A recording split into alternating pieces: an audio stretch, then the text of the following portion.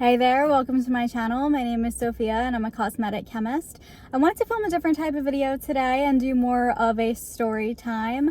I wanted to chat about my career path and how I became a cosmetic chemist. So let's chat about it. So I guess I'll start the story off with high school. My high school was a college prep school, so college was the topic since day one. So starting there, I really started to think about what do I want to do as my career. Starting off, I really had no clue at all. I had absolutely no clue. But as time went on, I was like, okay, what subjects do I really like in school that I could maybe potentially make into a career? I really liked science. I remember junior year, I took anatomy and physiology, and I absolutely loved that class. I loved my teacher. I had such a fantastic time in that class. So I was like, well, science, that's for me. That was my deciding moment that I was going to go to college for biology. But I didn't know what kind of career I wanted. I thought at that time maybe I wanted to be a dentist. I don't know why I wanted to be a dentist. It's just what high school me thought I wanted to do. And actually a friend of mine at the time, her dad was a dentist and let me shadow him a few times. And thank God, because I went there and I was like, this is so not for me. I cannot be a dentist. But then I was like, well, what else can I do in the sciences that's going to make me money, like give me a paycheck? So my mind immediately went to, yes, doctor. That's going to be it. And so I said, well, I'm still going to major in biology. So I went into college with the plan of becoming a doctor and going down the pre-med track. And so freshman year, I was a little lost. I didn't know what I should be doing, what clubs I should be joining. And so I went to a few meetings for like a health club on campus that a lot of pre-med students were doing. But it just really didn't feel right for me. I was like, this is just not something I want to do with my time. And if that wasn't enough to tell me that pre-med is probably not for me, I continued trying to make this my reality, that this is what I'm gonna do. So I ended up taking general physiology sophomore year, absolutely hated it. That was the moment for me that decided no more pre-med.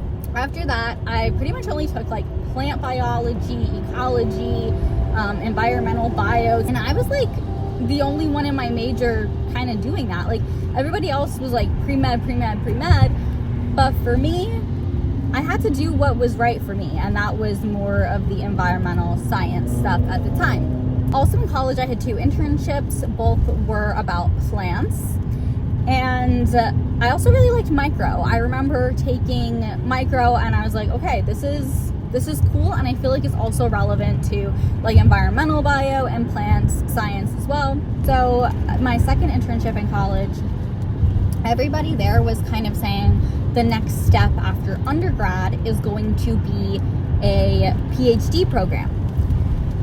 And I was like, well, I don't know what kind of PhD program I would do. I just I like plants, but I feel like maybe not enough to do a PhD with it. And then what do I do with a PhD in plant science? There's a lot you can do, but I just didn't feel that passionate about it. So I went back to school for the fall semester and I was like, well, I need to get a PhD because that's what everybody else is doing. That's what I should do. And so I thought about it, what class did I take in college that I enjoyed and I could maybe do more of for a PhD? And so I thought micro. I liked micro. I could apply it to a bunch of different fields. I remember the fall semester, I was applying to all these programs and reaching out to professors, expressing my interest.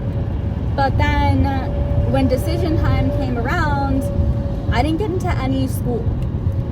And I wasn't even mad about it. I was like, whatever, who cares? I'm just gonna roll on to the next thing, because in my heart I just didn't want to do it. I just didn't want to get a PhD. Now I didn't know what my plan was going to be after college because I don't know what career I want. I'm not going to school.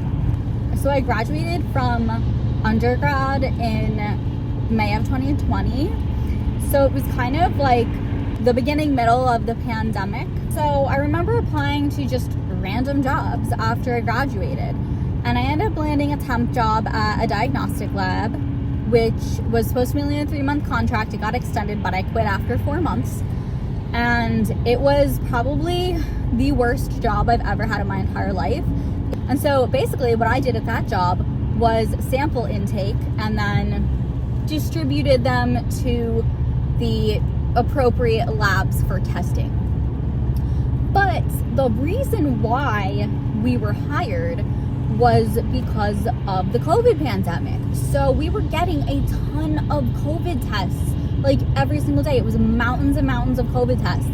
And we'd have to input them into our system and then send them off to testing. Now, that wasn't the only type of samples that we were getting. We were also getting regular routine lab samples like blood and urine and other bodily fluids that needed to be tested. And it was really gross. It was really smelly. I ended up getting very depressed.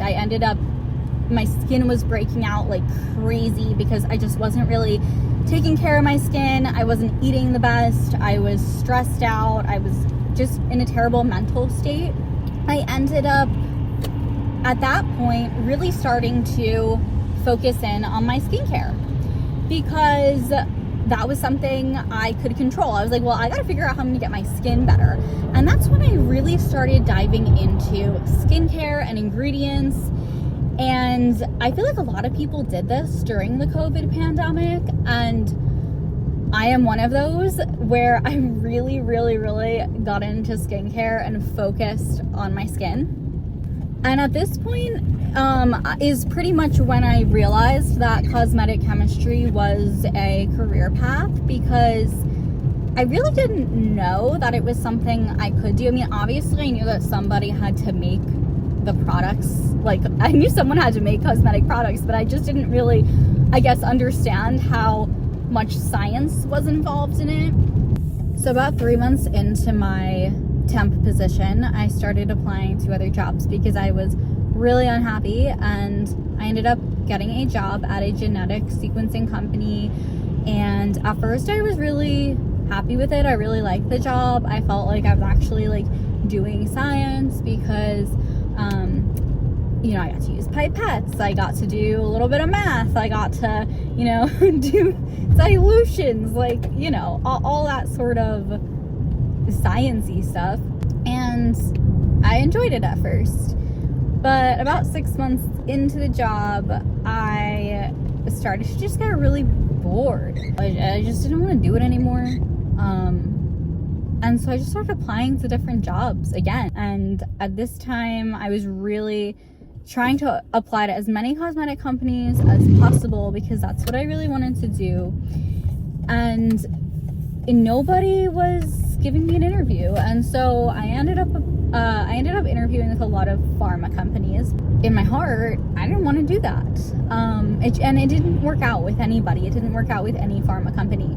And I'm so happy that it didn't, because I would not be happy there. About a year and a half of working in genetic sequencing, I ended up switching departments to R&D, which wasn't really R&D as much as it was making reagents for our internal labs. So I did more complex stuff, but it was still very repetitive. It was, you know, when this reagent runs out, make more of it, do a quality control test on it. It was not creative. I wasn't developing anything. I was just distributing stuff. So it wasn't really that fun, to be honest with you, and it wasn't satisfying for me. So I ended up applying again for more jobs because I just wanted to get out of this industry that I wasn't happy in. And so about 2 years of applying for jobs later, I ended up getting a job at a cosmetics company where I currently work now, and I've been there for almost 3 years now. in my opinion, that's like a little bit of luck, because once you get that phone call and you can explain yourself to the person that's interviewing you and be like, I'm actually interested in this field, in this industry, then that changes things, and you can actually, you know, have a conversation with someone, and they'll start to see that you're passionate about it and that you do enjoy this stuff. So that had happened, and I ended up getting the job. And so on the day-to-day, I work in color cosmetics. That is my sector of cosmetic chemistry that I do 9 to 5. And within that, I typically make emulsions. So that would be like foundations or concealers. I also will do anhydrous products like hot pours, like a hot pour blush or a hot pour foundation, or hot pour eyeshadow sticks, foundation sticks. Those are the type of anhydrous products that I would do, as well as water-based gels that are with color. So something that has a lot of pearl in it to be like a highlighter or a bronzer, gel-based, something like that.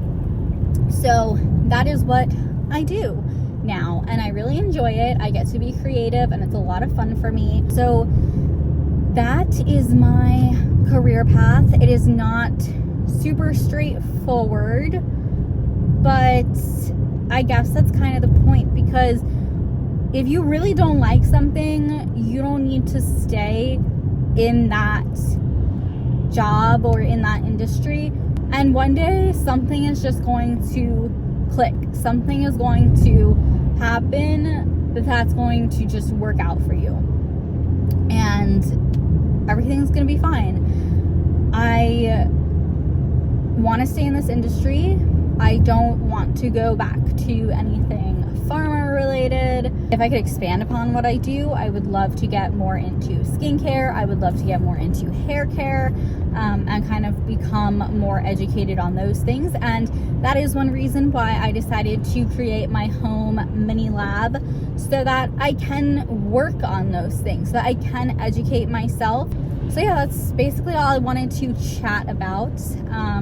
If you are interested in getting into the cosmetic industry, or if you have questions about it, feel free to drop them down in the comments and I will answer them. So thank you so much for watching, and I will see you guys next time. Bye.